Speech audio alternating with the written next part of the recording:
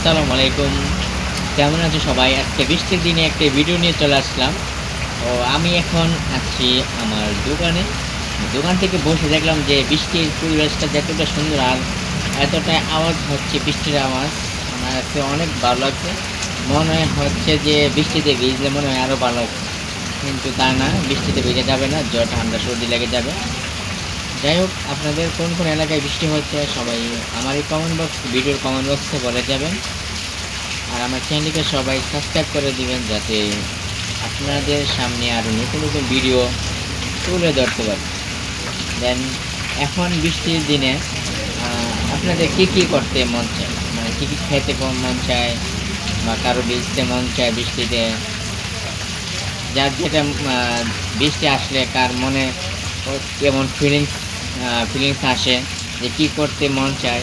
আমার আমারটা বলি, আমরা ছোটবেলায় আগে যখন বৃষ্টি আসতো তখন বাইরে বৃষ্টিতে ভিজতাম, মা বাবা বা বড় ভাই বোনদের সাথে বৃষ্টিতে ভিজতাম বা পাড়া প্রতিবেশীদের সাথে অনেক আনন্দ হতো। তো এখন সেই বয়সটা আর নেই, এখন বড় হয়ে গেছি, কাছে নিজের শৈশবটাকে অনেকটাই ভুলে গেছি। তারপরেও বৃষ্টি আসলে সেই শৈশবের কথা মনে পড়ে যায়।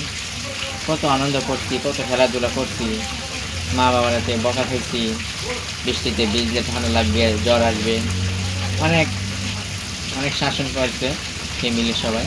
তো যাই হোক, এখন বৃষ্টিতে আর সেই ভিজার যে অনুভূতিটা, সেই আগ্রহটা এখন আর মনের মধ্যে জন্মায় না, বোধ জন্মায় না। তো এখন বৃষ্টি আসলে মনে হয় যে আরে কবে যে বৃষ্টিটা ছাড়বে, কবে যে বাড়ি যাব, কবে যে ওই বিভিন্ন জায়গায় যাইব।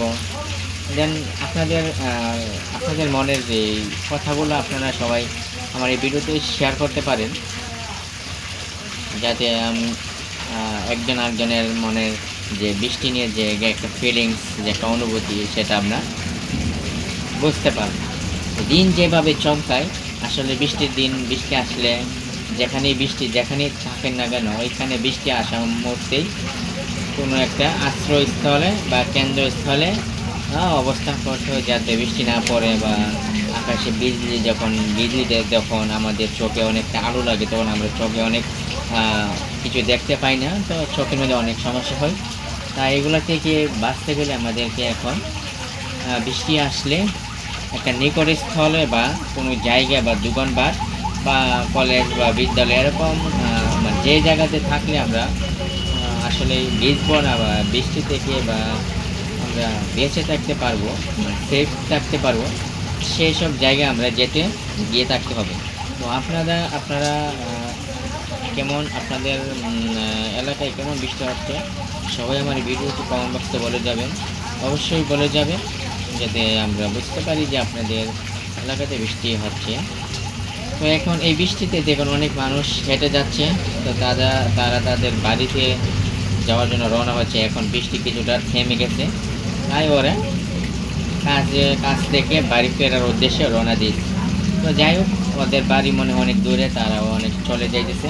তো আমি এখন আসছি যে আমার দোকানটা ছিল হাইওয়ে রোডের দক্ষিণ পাশে। তো এখান থেকে বৃষ্টি অনেকটা দেখা যায়, যে কোথা থেকে মানে এখানে থেকে বৃষ্টির অনুভব করা যায়। যে আমার কাছে অনেক ভালো লাগছে আজকে বৃষ্টিটা, কিন্তু অনেক ঠান্ডা ঠান্ডা একটা আবহাওয়া ছিল, কিন্তু সকাল থেকেই অনেক গরম ছিল।